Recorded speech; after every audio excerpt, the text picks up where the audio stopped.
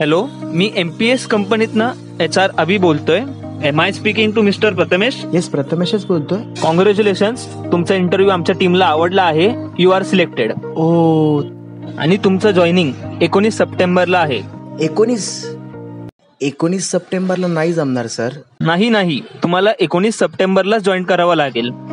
Actually 19 तारखेला बाप्पाचं आगमन आहे आणि मला ते सोडून नाही येता येणार.